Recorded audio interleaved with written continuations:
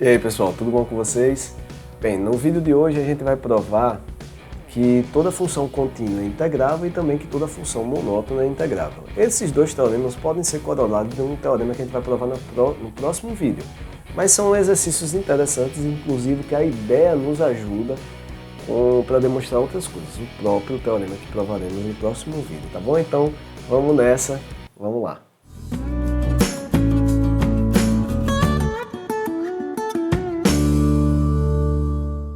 Bem, pessoal, então vamos lá provar, tá? Dois teoremazinhos que são condições de integrabilidade, condições suficientes nesse caso de integrabilidade. E os dois teoremas que a gente vai provar hoje são, na verdade, corolários, né, do teorema que a gente vai provar no próximo vídeo. Pô, Clécio, por que você não deixa como corolário? É porque são bons exercícios, estão lá no livro do Elon, o mais fino, tá? E a ideia que tá, pelo menos nesse primeiro, principalmente, no segundo nem tanto, mas a ideia que tem nesse primeiro é uma ideia que a gente vai usar lá no próximo teorema do próximo vídeo. Então o que a gente vai provar agora é que toda função contínua no intervalo limitado, compacto, toda função contínua de A a B fechado em R é integrável, beleza? Eu preciso lembrar para vocês duas coisas, tá? O teorema de Weierstrass, eu nem precisava dele para demonstrar isso aqui, mas ajuda. Toda função contínua no compacto assume seu maior e seu menor valor, beleza? Ela assume mesmo, né? Ela atinge aquele valor. Tem um x0 que ela atinge o máximo e tem um x1 que ela atinge o mínimo, beleza? Se ela for contínua num compacto, que é o que a gente tem. Esse intervalo é fechado e limitado, logo é compacto, beleza? E o outro, que pelo menos na minha versão do livro do Elon, é o teorema 10 do capítulo 7, pelo menos na minha versão, tá? Mas vai estar lá, se não tiver nesse número, mas vai estar no capítulo 7, você dá uma olhadinha. É que toda função contínua definida num compacto é uniformemente contínua, beleza? Lembrando que a diferença de contínua para uniformemente contínua é que a função contínua é assim, se ela é contínua, né, no x0, né, e essa definição de continuidade é pontual. Ela é contínua em todo o intervalo se ela é contínua em todos os pontos. E aí, dado um x0, dado um epsilon positivo, existe um delta que depende tanto do x0 quanto do epsilon. Na uniformemente contínua, o delta não depende da escolha do x, o delta só depende da escolha do epsilon, tá? Aquele delta, dado um epsilon, você vai ter um delta que vai funcionar para todos os x. Isso pra gente aqui vai ser super importante nessa demonstração, beleza? Vai ajudar muito esse resultado. Então, esses dois eu escrevi como lembrete, são teoremas da parte do capítulo 7, né? O de Weierstrass vocês acham lá no capítulo 7, beleza? Eu botei o nome, não botei o número. Os dois são da parte de funções contínuas, beleza? A nossa ideia, pessoal, é o seguinte. Eu botei aqui uma ideia geral do negócio. Saiu aqui, foi mal. Eu botei aqui a ideia geral, que é o seguinte. Se a função é uniformemente contínua, o que vai acontecer é o seguinte. Ela é contínua no compacto, então ela é uniformemente contínua. E com isso, pessoal, qual é essa ideia? Dado um epsilon, existe um delta, tá, que eu consigo controlar desde que o x e o y estejam próximos. Ou seja, desde que a distância de x para y seja menor do que delta. E não depende do ponto x e y, depende só da distância de um para o outro. O que é que eu vou fazer então? Pego uma partição onde os pedacinhos são menores do que esse delta, e aí eu vou conseguir controlar essa parada aqui, que seria a oscilação dentro de cada pedacinho. Controlei a oscilação, eu vou ter um somatório, né? Eu vou ter aqui um somatório, tá? TI menos TI menos 1. Quando eu controlar essa oscilação, digamos, eu vou botar primeiro menor do que epsilon, depois eu altero. Controlei essa oscilação, isso vai dar menor do que esse somatório aí de TI menos 1, beleza? E esse cara daqui eu conheço, é B menos A. Então nem vou botar menor do que epsilon, que é o que eu vou pedir. Eu vou pedir logo que seja menor do que epsilon dividido por B menos A, porque aí eu cancelo um B menos A com o outro e vai ficar menor do que epsilon. Beleza? Então a ideia é só essa. Então deixa eu falar aqui rapidinho para não ficar... Às vezes eu acho que eu tento explicar demais e acabo podendo confundir. Então vamos lá, como é que eu provo isso aqui, tá? Então mais uma vez a F é contínua num intervalo que é compacto, que eu estou supondo aqui de AB fechado. Então é compacto. Então, pelo teorema 10 do capítulo 7, ela é uniformemente contínua, beleza? Então, dado um epsilon positivo, já que ela é uniformemente contínua, né? Dado um epsilon positivo, existe um delta, tá o quê? Se a distância de um ponto para o outro for menor do que delta, então a distância de f de x para f de y vai ser menor do que epsilon. Eu botei aqui modificar, mas a gente já percebeu que isso vai ter que ficar menor do que quem? Vou botar de roxo aqui. Menor do que epsilon, não só epsilon, a gente percebeu que, ali na minha conta que eu fiz rapidinho, que tem que ser epsilon sobre b menos a, beleza? Então, se a distância do x para o y for menor do que delta, isso implica que a distância do f de x para o f de y vai ser menor do que epsilon sobre b menos a. Né? Esse b menos a foi aí para dar tudo certinho. Então, o que é que acontece? Eu vou tomar uma partição onde o comprimento de cada intervalo tem que ser menor do que delta. Depois, então, eu estou pedindo que todos os comprimentos da partição sejam menor do que delta. Posso pedir isso? Claro, porque dado um epsilon, tem que existir uma partição que aquele somatório lá seja menor do que epsilon. Tá? Então, eu estou escolhendo uma partição que acontece isso, ok? Onde cada intervalozinho é menor do que esse delta. Então, o que acontece? Preste atenção. Pelo teorema de Weierstrass, para cada intervalozinho, existe um xi e um yi.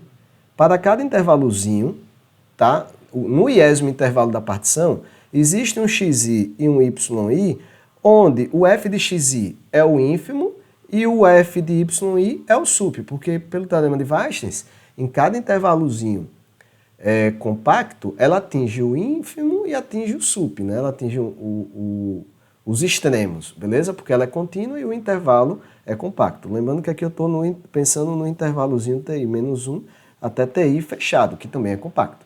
Beleza? Então, em cada intervalozinho, ela assume tanto seu ínfimo quanto seu sup. Mas aí, ó, lembra, os dois camaradas estão aqui dentro. E eu estou pegando a partição de maneira que esse comprimento seja menor do que delta.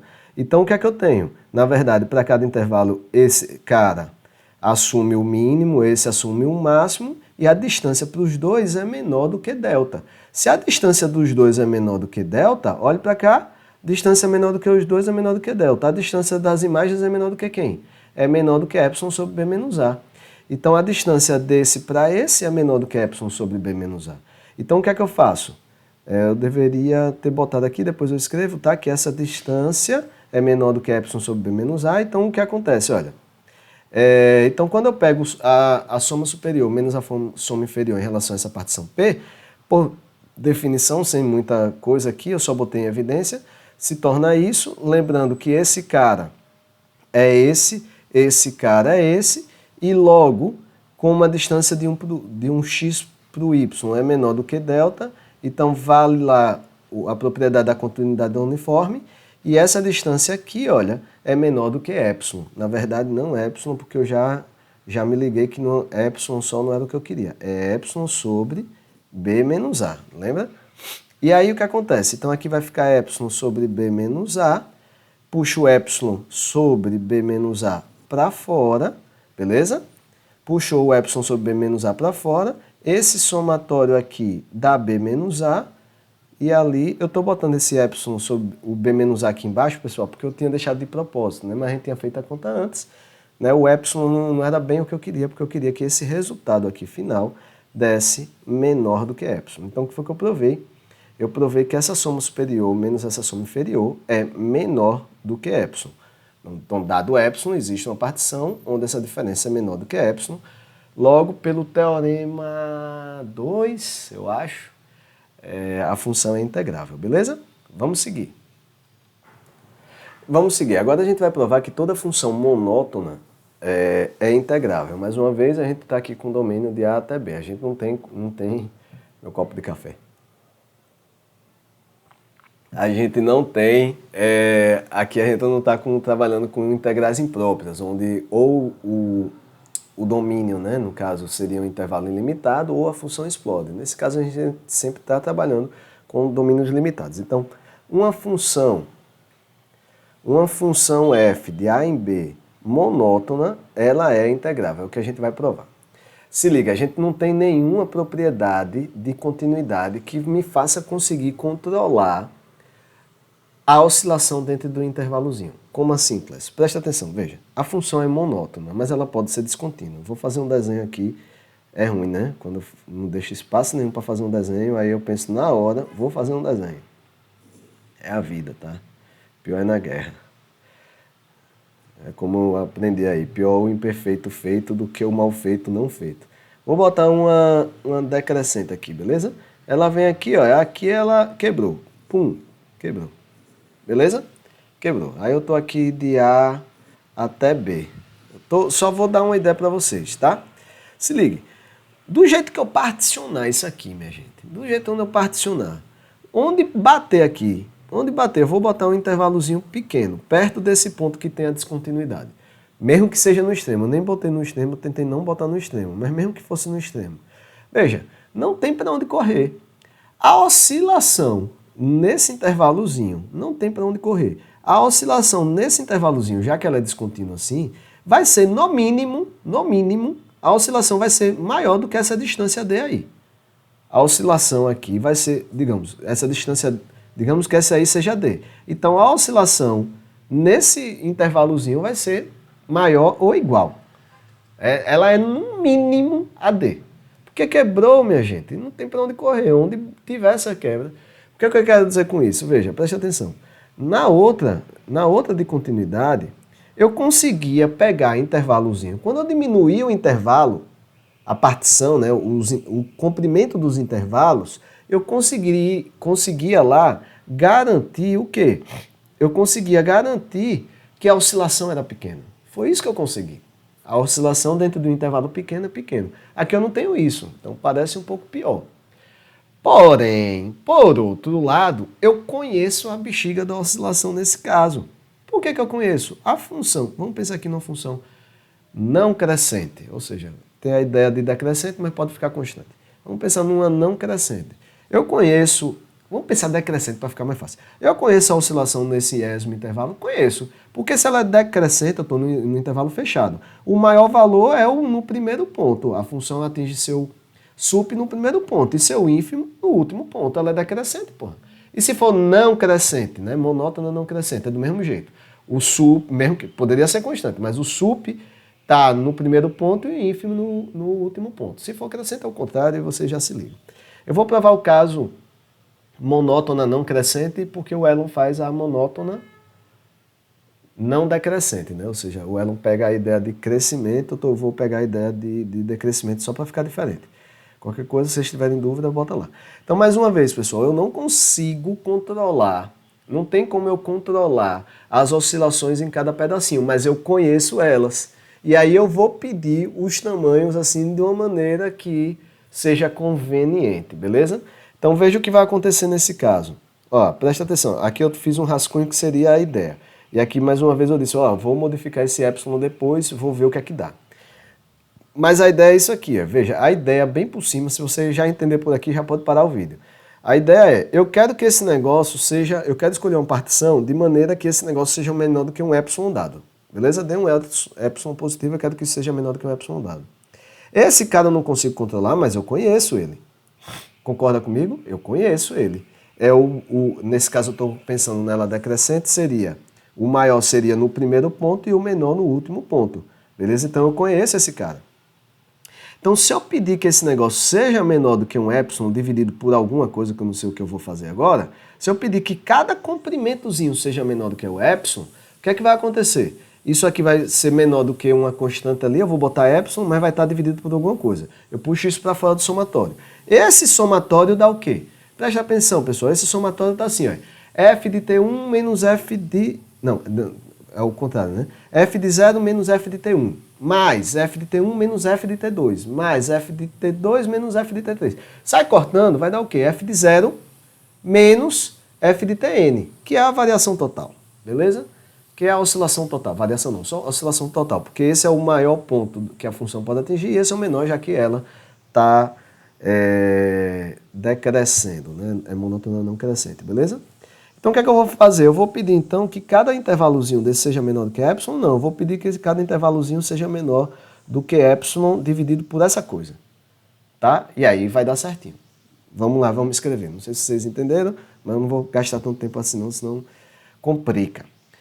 Então, vamos lá. Vamos supor que a função é monótona não crescente, ou seja, ela tem essa ideia de decrescimento, mas pode ficar constante em alguns pontos. E eu vou supor ela não constante. A gente já provou que toda função constante é integrável, mas por que eu vou supor ela não constante? Por causa disso aqui, ó. Quando eu vou dividir essa bexiga aqui, eu vou pedir que seja menor do que isso, né? Se ela for constante, f de A é igual a f de B. Aí eu não posso dividir por zero. Se vocês não sabem, é o único caso de jubilamento da universidade. É quando o aluno divide por zero, tá bom? Então, se aparecer zero no denominador, já era. Não posso fazer nada por vocês. Se vocês forem meus alunos, eu mesmo que vou lhe entregar. Então, só vou pedir, vou separar o caso constante, a gente já provou, beleza? Porque eu não posso dividir por zero, né? Nem sonho, que seria um pesadelo, né? Não, brincadeiras à parte, a gente não tem matemática que divida por zero, beleza? Não quer dizer que nunca vai existir, não sei, tá? Em um certo momento da matemática não existia tirar raiz quadrada de número negativo, beleza? Não existia isso, não fazia sentido, né? Depois, hoje em dia, até na equação de Schrödinger, falei certinho? Falei nada. Aparece, né? Uma das equações mais importantes da física. E aí você vê como é, assim, interessante essa coisa, que às vezes você cria uma coisa na matemática que parece não ter uma aplicação. Estou viajando total, voltando para cá, eu estou pedindo não constante apenas porque eu não quero dividir por zero e ser jubilado da universidade, no meu caso ser expulso, beleza? Então vamos lá. Ok, o que é que eu vou fazer? Aqui eu não escolhi a partição, só estou explicando. Olha, para qualquer partição que você tomar, como a f é monótona não crescente, o ínfimo ela tem a ideia de decrescimento, beleza? Então o ínfimo é no final, né, do intervalozinho e o sup é no início do intervalozinho. O Elon, como ele pega monótona não decrescente, é o contrário, né? Óbvio. Beleza. E agora sim eu vou escolher. Então eu vou escolher uma partição P de maneira que a distância, os comprimentos de todos os intervalozinhos sejam menores do que epsilon. Então não escolhi, tem uma escrita errada aqui, né? Dado epsilon positivo, eu não falei aqui em nenhum canto, né? Pronto, então dado epsilon positivo, vamos considerar uma partição de maneira que a distância de todos os comprimentozinhos da partição, né, sejam menores do que epsilon sobre f de A menos f de B. Mais uma vez eu já expliquei porque eu dividi por isso. É porque no somatório vai aparecer isso multiplicando, beleza? Então o que vai acontecer? Quem seria a soma superior menos a soma inferior? Por definição, isso seria o somatório de m grande menos mi pequeno, né, vezes os comprimentos dos intervalos. Um somatório em todos, beleza? A gente já sabe, a gente conhece esses caras aqui. Tá aqui e tá aqui. Então essa diferença dá isso, beleza? E eu já pedi, pessoal, que esse cara seja menor do que isso. Eu peço isso de propósito, porque eu posso controlar o tamanho, né? Então eu pedi menor do que isso, ele vai ficar menor do que isso, puxo isso para fora do somatório. Lembra, pessoal, puxar para fora de um somatório finito é colocar em evidência. Eu estou somando n números, em todos os n números tem esse fator aqui. Não depende do i. É o mesmo fator. Quando eu digo que não depende do i, é isso. É o mesmo fator em todos. É tipo 2x1 mais 2x2 mais 2, até 2xn. É óbvio que eu posso botar o 2 em evidência. Então, puxar para fora é nada mais do que usar a distributividade e botar em evidência, beleza? Então, botei para fora, aí tem esse somatório. Aí eu expandi o somatório para vocês verem, olha. Quando você bota I1, você fica o quê? F de T0 menos F de T1. Depois I2, F de T1 menos F de T2. E assim vai, F de Tn menos 1 menos F de Tn. Sai cortando um com o outro, só vai sobrar o primeiro menos o último. Lembrando que T0 é A e Tn é B. Então, o que sobrou é F de A menos FB. Lembrando que eu tinha esse fator aqui no início. Então, eu dividi o epsilon por isso, justamente para eu poder cancelar aqui da epsilon. E, portanto, a F é integrável. Beleza? Bem, pessoal, esse vídeo vai ficar por aqui, é mais rapidinho hoje. No próximo vídeo a gente vai provar, a gente vai definir o que é um conjunto de medida nula e vai provar, na verdade, que toda função onde o conjunto de descontinuidade dela tem medida nula é integrável. Isso, na verdade, não se somente si, mas eu não vou gravar os dois no vídeo só, tá bom, pessoal? E aí, mais uma vez, aquela história, tá? Se você tá acompanhando aqui os vídeos, compartilha aí com seus colegas de turma, tá, pessoal? Para que o vídeo possa se espalhar. É um curso inteiro, eu estou fazendo apenas quase que de hobby, tá bom? Para ajudar os alunos quando tiver dificuldade de entender alguma coisa ou perder uma aula, poderia vir aqui dar uma estudada, tá? E ver esses teoremas, beleza, pessoal? Qualquer dúvida, deixa aí nos comentários também e até a próxima.